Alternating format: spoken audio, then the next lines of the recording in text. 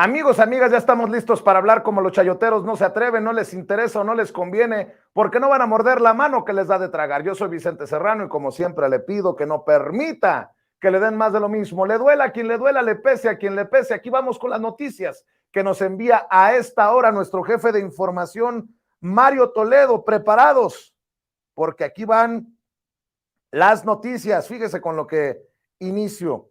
No voy a ser cómplice, dice el presidente Andrés Manuel López Obrador al hablar del acuerdo Monreal-PAN por el INAI. Nada de negociar en lo oscurito. El presidente Andrés Manuel López Obrador cuestionó en la mañanera el nombramiento de un hombre cercano a Ricardo Monreal como comisionado del Instituto Nacional de Transparencia, Acceso a la Información y Protección de Datos Personales, el INAI, y también que se haya acordado la elección de una segunda posición con el PAN, el Partido Acción Nacional. Aunque llamó un político profesional al coordinador de Morena en el Senado, advirtió que ese tipo de acuerdos no deben permitirse porque son de la época del PRIAN, dijo el presidente. El presidente vetó ayer la elección de Yadira Alarcón Márquez y Rafael Luna Alviso como nuevos comisionados del Instituto Nacional de Transparencia, Acceso a la Información y Protección de Datos Personales. Anunció precisamente Ricardo Monreal primero ayer. Escribió en Twitter: el secretario de Gobernación, Adán Augusto López Hernández, me informó que el presidente de la República, el licenciado Andrés Manuel López Obrador, ha hecho uso de su prerrogativa constitucional para expresar objeción a los nombramientos del INAI. Y más tarde amplió la información en redes sociales. Luego de que el presidente Andrés Manuel López Obrador vetara los nombramientos de dos nuevos comisionados del INAI, el órgano autónomo decidió activar el mecanismo de defensa que la Constitución establece y anunció la presentación de una controversia constitucional ante la Corte de Justicia de la Nación, la Suprema Corte de Justicia de la Nación.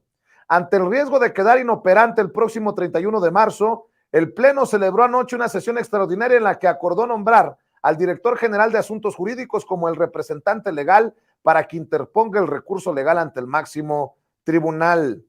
El subsecretario de Estado para Asuntos del Hemisferio Occidental de Estados Unidos, Brian Nichols, solicitó al presidente Andrés Manuel López Obrador respetar la autonomía de su país, así como su gobierno ha respetado la de México.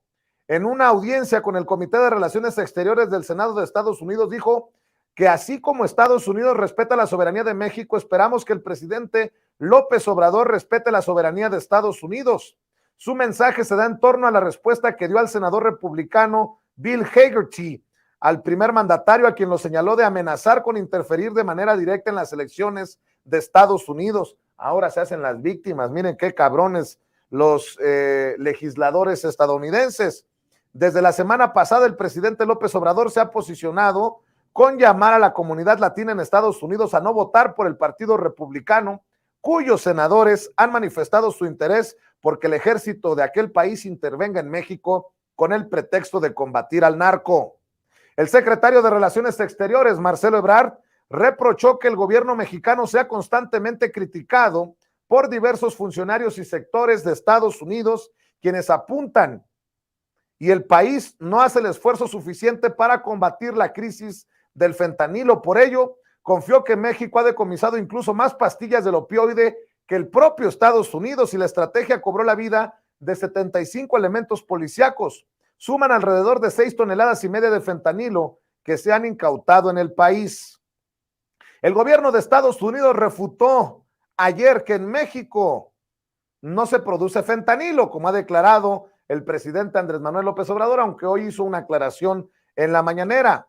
Al ser cuestionado durante una audiencia, el subsecretario del Departamento de Estado para Asuntos Hemisféricos, Brian Nichols, afirmó que México sí es zona de producción de ese opioide. Y sí, Estados Unidos, eso lo digo yo, es zona de consumo de ese opioide.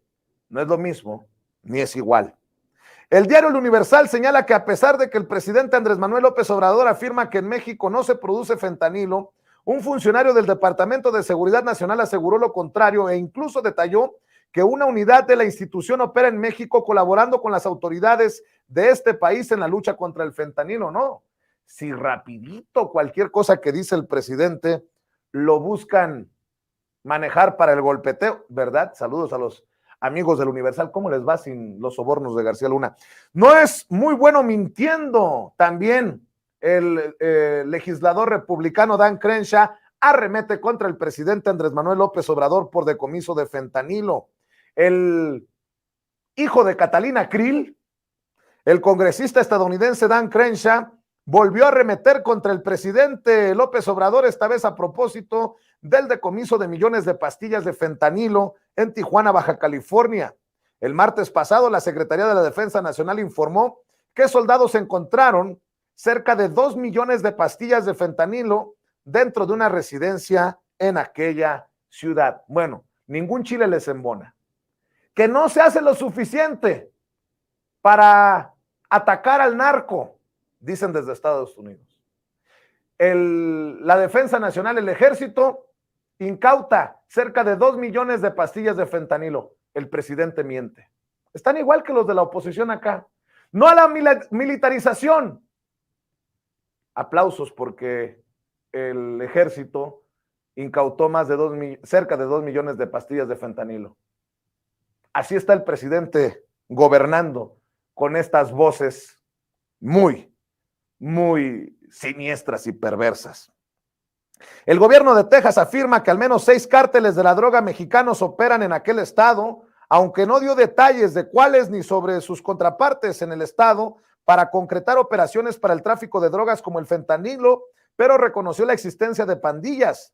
La revelación fue hecha por el coronel Stephen McGraw, director del Departamento de Seguridad Pública de Texas, gobernado Texas por el republicano Greg Abbott.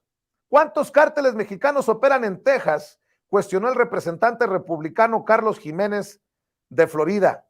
En Texas, respondió, estamos enfocados en 6 cárteles que operan, respondió escuetamente McCraw. El representante Jiménez no acotó sobre la operación de esos cárteles en Texas, pero cuestionó a McCraw si sabía cuántos miembros de esos grupos criminales operan del lado mexicano. Emite Estados Unidos alerta de viaje para Spring Breakers que visiten el Caribe mexicano. El gobierno de Estados Unidos emitió una alerta de viaje para quienes durante las próximas vacaciones de primavera visiten el Caribe mexicano. A través de un comunicado emitido por la embajada y los consulados estadounidenses en México, se informa que si bien la gran mayoría viaja de manera segura, los visitantes deben considerar diferentes factores. Entre las alertas a considerar por parte del gobierno estadounidense está el crimen violento en destinos turísticos de México como Cancún, Playa del Carmen y Tulum. México apela a sentencia que desechó su primera demanda contra los fabricantes de armas. El gobierno del presidente Andrés Manuel López Obrador presentó una apelación contra la sentencia de un juez en Boston, Massachusetts, referente a la demanda que hizo contra empresas fabricantes y distribuidoras de armas en dicho país.